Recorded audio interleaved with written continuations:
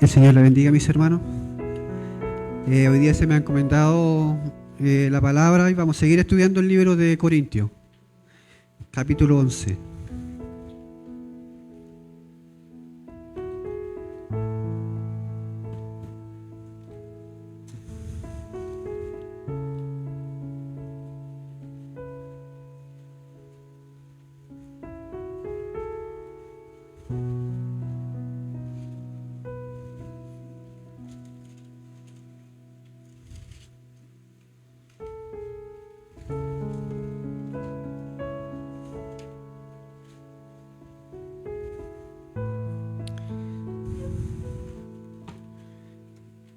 Si la han encontrado, le damos lectura en el nombre de Jesús.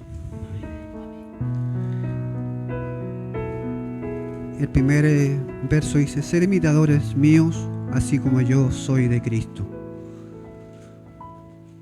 Os alabo, hermano, porque en todo os acordáis de mí y retenéis las instrucciones tal como las entregué. Pero quiero que sepáis que Cristo es la cabeza de todo varón, y el varón es la cabeza de la mujer, y Dios es la cabeza de Cristo. Todo varón que ora o profetiza con la cabeza cubierta deshonra su cabeza, pero toda mujer que ora o profetiza con la cabeza descubierta deshonra su cabeza. Porque es lo mismo que si se hubiese rapado.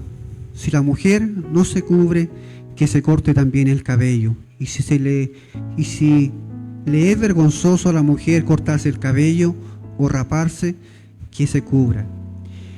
El varón no debe cubrirse la cabeza, pues él es imagen y gloria de Dios.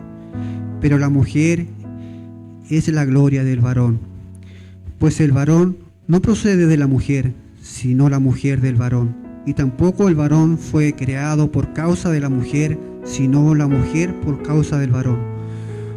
Por lo cual la mujer debe tener señal de autoridad sobre su cabeza, por causa de los ángeles. Pero en el Señor ni el varón es sin la mujer, ni la mujer es sin el varón.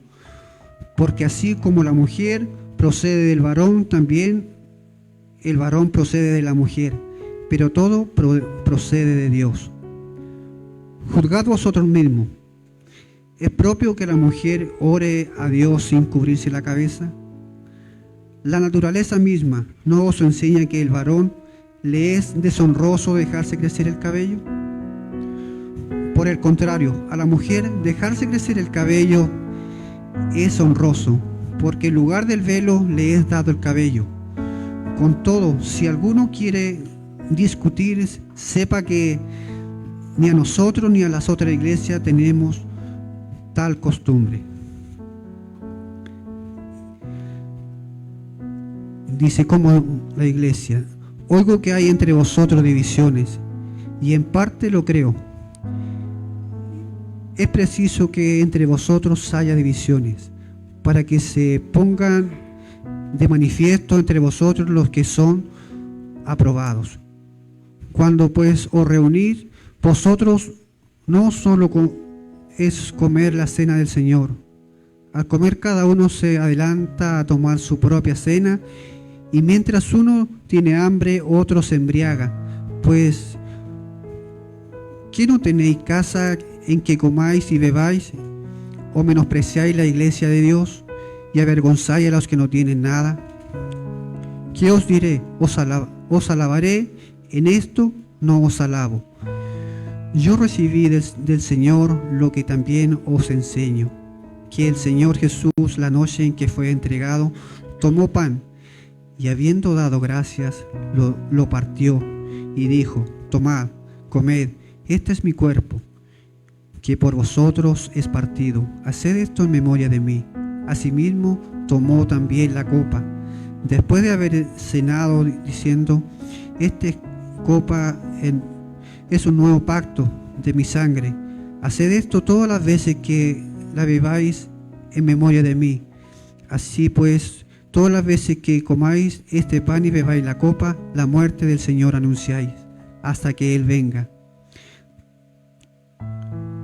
Por tanto, Pruébese cada uno a sí mismo y coma así el pan y beba de la copa. El que come y bebe indignamente sin discernir el cuerpo de Cristo, juicio come y bebe para sí mismo y bebe para sí, por lo cual hay muchos enfermos y débiles entre vosotros, y muchos han muerto.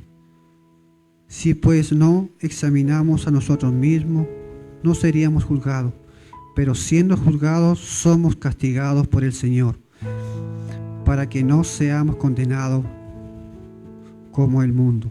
Así que, hermanos míos, cuando os reunáis a comer, esperaos unos a otros. Si alguno tiene hambre, que coma en su casa, para que no os reunáis para condenación. Las demás cosas las pondré en orden cuando os vaya. Amén. Aquí podemos ver, ¿cierto? Nuevamente a Pablo aconsejando a esta iglesia de Corintio. Y comienza diciendo: sed imitadores míos, así como yo de Cristo.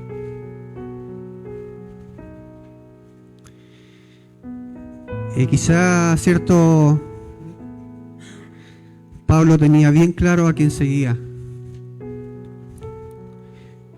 Pero esta iglesia estaba en un lugar muy, cierto, muy idólatra.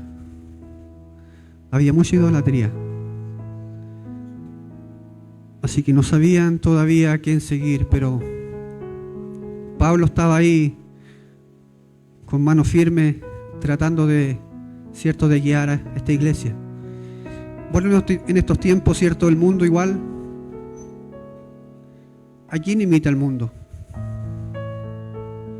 ¿Cierto? El mundo tiene a quien imitar, a un futbolista, ¿cierto? Sigue a un grupo de fútbol. Y en eso, ¿cierto? Se apasiona y lo sigue. Y muchas veces esa idolatría lo lleva a la perdición. Igual que a este pueblo de Corintio. Pero Pablo, en su amor y misericordia, ¿cierto? Los quería guiar por el buen camino. Le decía: ser imitadores de mí, así como yo de Cristo. Pablo tenía bien claro dónde iba a parar, ¿cierto? Su destino.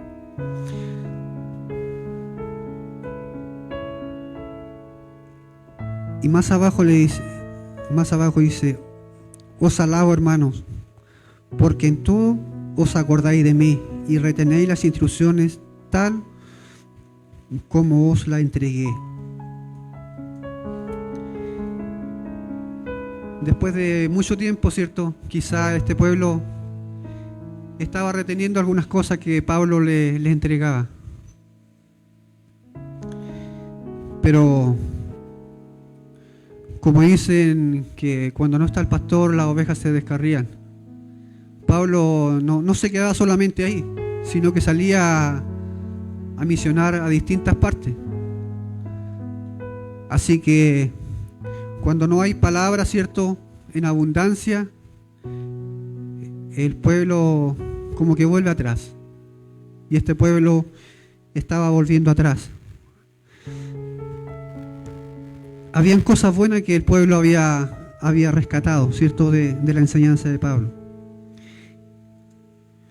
Y más abajo le dice: pero quiero que sepáis que Cristo es la cabeza de todo varón, y el varón es la cabeza de la mujer, y Dios es la cabeza de Cristo.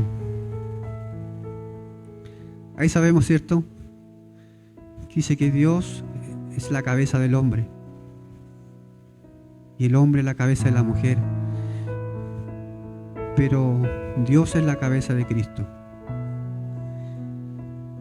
Sabemos que de la cabeza vienen los pensamientos, vienen las instrucciones al cuerpo,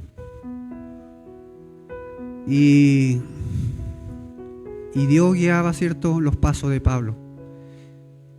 Y así Pablo quería guiar a la iglesia, al pueblo de Cristo. Quería que fueran como Él, que se entregaran por completo, ¿cierto?, a la voluntad de Dios. Dice: todo varón que ora o profetiza con la cabeza cubierta, deshonra su cabeza. Pero toda mujer que ora o profetiza con la cabeza cubierta, deshonra su cabeza. Porque es lo mismo que si se hubiese rapado. Si la mujer no se cubre, que se corte también el cabello. Si le es vergonzoso a la mujer cortarse el cabello o raparse, que se cubra. Aquí podemos ver, ¿cierto?, que daba órdenes al varón que profetiza, ¿cierto? Que él no debiera cubrirse al profetizar o al hablar delante de los hombres. Y también habla de la mujer, que la mujer, ¿cierto?, si no se cubre, es como si se rapara el cabello. Y en aquella ciudad, ¿cierto?, aquellas mujeres que andaban rapadas de pelo eran las prostitutas,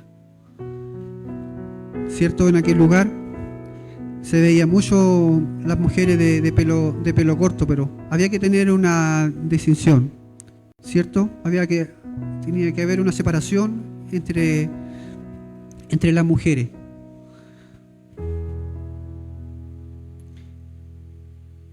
El varón no se cubre la cabeza, pues es imagen y gloria de Dios. Pero la mujer es gloria del varón, pues el varón no procede de la mujer, sino que la mujer del varón. Y tampoco el varón fue creado por causa de la mujer, sino la mujer a causa del varón. Ahí podemos ver, ¿cierto?, que en el principio Dios creó al varón y después, ¿cierto?, decidió hacer la mujer y dijo: no es bueno que el hombre esté solo, sino que le haré una ayuda idónea. Pero no es para que el hombre se gloríe sobre la mujer, ni tampoco la mujer se gloríe del hombre, sino que sean un complemento mutuo.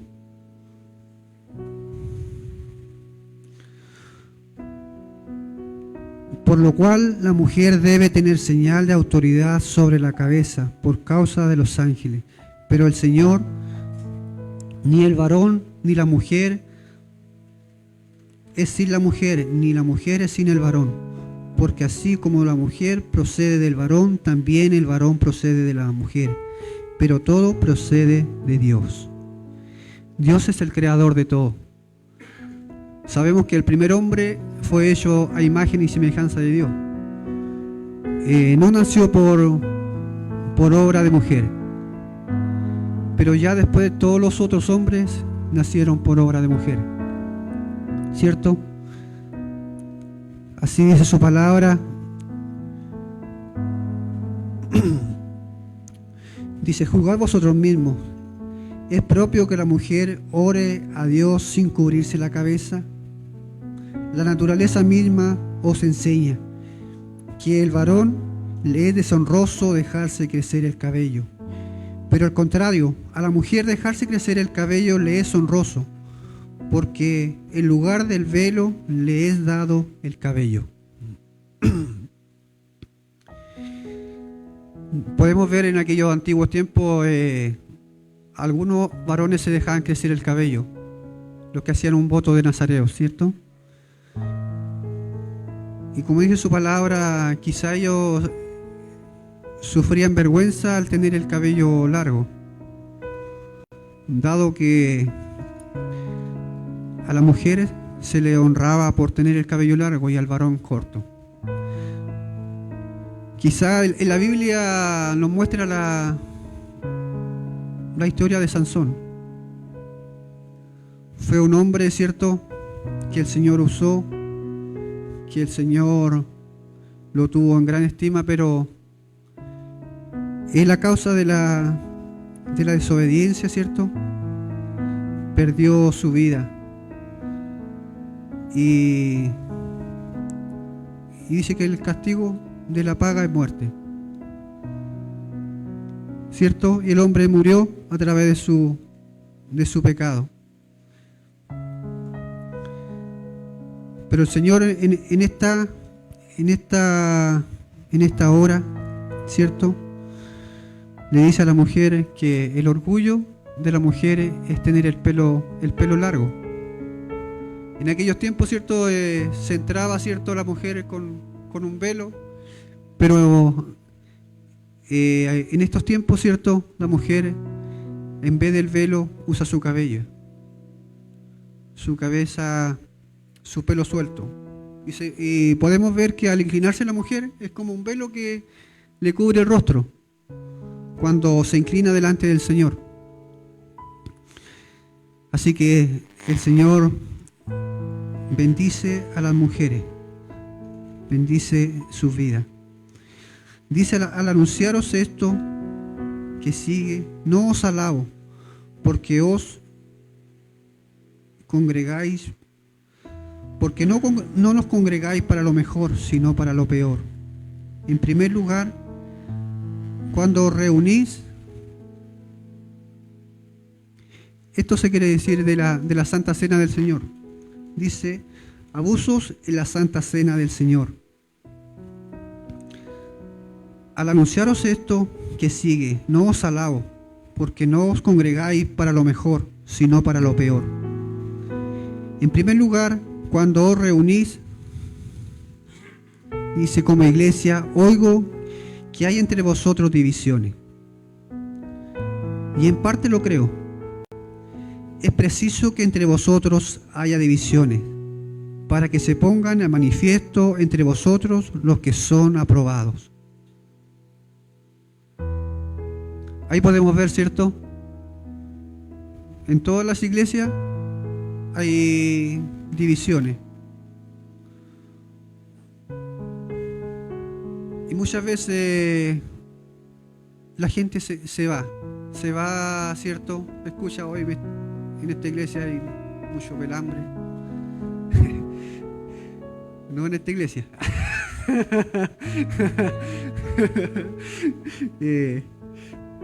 Y la gente se va a otra iglesia, piensa que va a ser mejor, diciendo que, como dice su palabra, que el trigo y la cizaña van a estar ahí hasta que venga el Señor. El Señor va a separar, ¿cierto?, el trigo de la cizaña. Pero siempre van a haber estas divisiones, y siempre van a quedar los que están firmes en el Señor, ¿cierto? No se van a moverse. Siempre van a permanecer con la raíz firme ahí donde el Señor los plantó.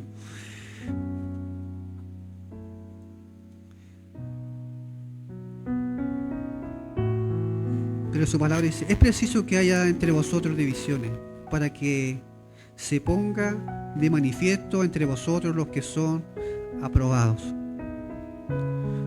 Cuando pues os reunís vosotros, eso no es comer la Santa Cena del Señor. Al comer, cada uno se adelanta a tomar su propia cena, mientras uno tiene hambre, otro se embriaga. Podemos ver que al principio no era así, cuando los discípulos, ¿cierto?, recibieron el Espíritu Santo después que se fue el Señor.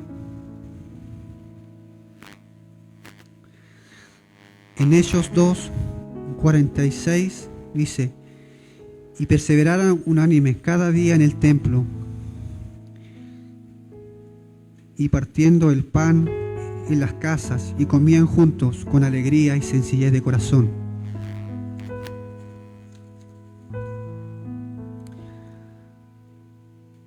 Alababan a Dios y teniendo favor con todo el pueblo, y el Señor añadía cada día a la iglesia a los que habían de ser salvos.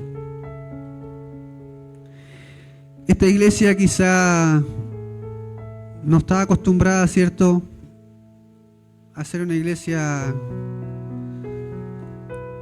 que repartiera sus cosas. Ahí podemos ver, ¿cierto?, que cada uno se comía todo lo que ya no, y el otro se embriagaba. No compartía con el pobre, que quizá lo invitaban igual, ¿cierto? Quizá el hombre iba con hambre y al ver comiendo al otro hombre quedaba con más hambre. Pero el Señor le dice, el Pablo le dice aquí, cuando reunís vosotros, eso no es comer la cena del Señor. Al comer cada uno se adelanta y tomar su propia cena, y mientras unos tienen hambre, otros se embriagan. Pues ¿qué no tenéis casa en que comáis y bebáis? ¿O menospreciáis la iglesia de Dios? ¿Y avergonzáis a los que no tienen nada? Al final invitaban, ¿cierto?, al menesteroso a la casa del Señor, pensando que iba a compartirse lo que se llevaba, pero al final no habían aprendido todavía, ¿cierto? No tenían el espíritu de compartir. Pero Pablo le iba recalcando de a poco ahí que tenían que ser más, ¿cierto?, más sencillo, que tenían que compartir con el que no tenía nada.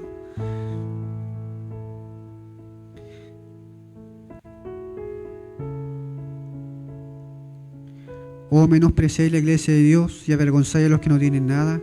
¿Qué os diré? ¿Os alabaré? En esto no os alabo. Ellos más encima querían que se le aplaudiera por lo que hacían. Querían que Pablo le diera el abrazo. Oh, guachito, ¿estáis bien? Sigue así nomás. Sigue comiendo.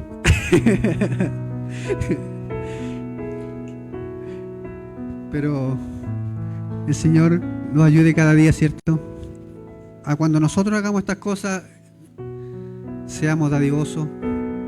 Aquí siempre se comparte. Muchas veces algunos no traen, pero igual se comparte, ¿cierto? Se les da la misma porción a cada uno. Y el Señor bendice a aquellos que traen, ¿cierto? El Señor vaya multiplicando al dador alegre. Dice, por tanto, pruébese cada uno a sí mismo y coma así el pan y beba de la copa.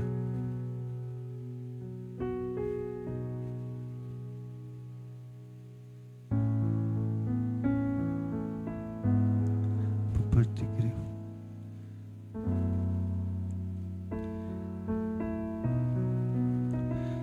Dice, de manera que cualquiera que coma este pan y beba esta copa del Señor indignamente será culpado del cuerpo y de la sangre del Señor.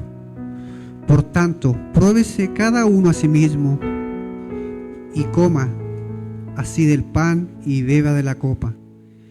El que come y bebe indignamente sin discernir del cuerpo del Señor, juicio come y bebe para sí.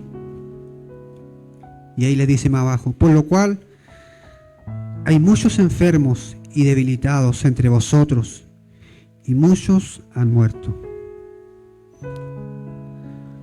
Por no discernir, ¿cierto?, por no respetar la cena del Señor, dice que habían muchos enfermos, muchos debilitados, y muchos incluso habían muerto ya por tomar, ¿cierto?, el pan a la ligera.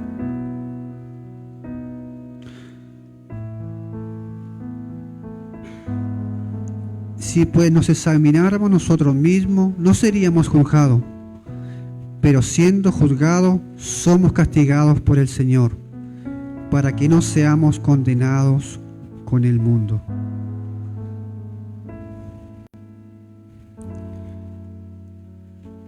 El Señor, ¿cierto?, quería disciplinar a aquel pueblo para que no siguiera siendo castigado,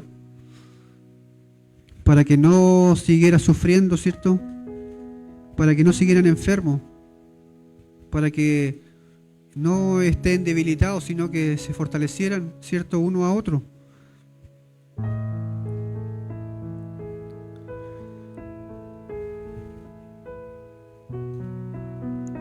Dice, así que hermanos míos, cuando os reunáis a comer, esperar unos a otros. Él les aconsejaba que tenían que tener paciencia, ¿cierto? Si querían comer antes en sus casas, pero cuando llegaran a la casa del Señor, que compartieran entre todos. Si alguno tiene hambre, coma en su casa, para que no os reunáis para condenación.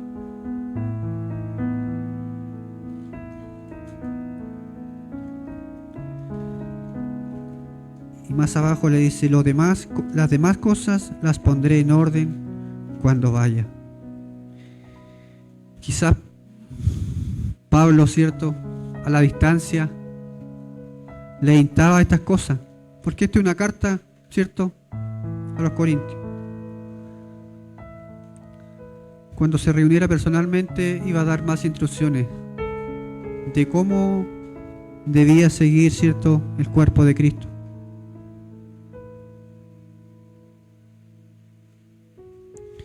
Que el Señor sea bendiciendo, ¿cierto?, nuestra vida, que cuando nosotros nos podamos reunir, ¿cierto?, a compartir algo, que sea en comunión, que sea en paz del Señor, que no estemos enemistados, ¿cierto?, que tengamos esa coinonía, ¿cierto?, el uno con los otros, siendo que si tomamos la Santa Cena del Señor enemistado, dice su palabra que juicio acarreamos juicio. Pero en esta hora el Señor nos aconseja, y Pablo también, que estemos siempre en comunión, intercediendo los unos por los otros, ¿cierto? Bueno, mis hermanos, esta sería su palabra, ¿cierto?, de Corintios 11. El Señor bendiga sus vidas, ¿cierto? Bendiga cada estudio, cada palabra, ¿cierto? El otro jueves le toca a mi hermano Marco. Y después ya empezamos a reunirnos con los varones, que ahí estudiar otros temas de la palabra. Bueno, mis hermanos, vamos a orar, ¿cierto? Vamos a orar por su palabra, para que el Señor cada día nos ayude, nos enseñe a ser perseverantes en su casa de oración, ¿cierto? A poder ser imitadores.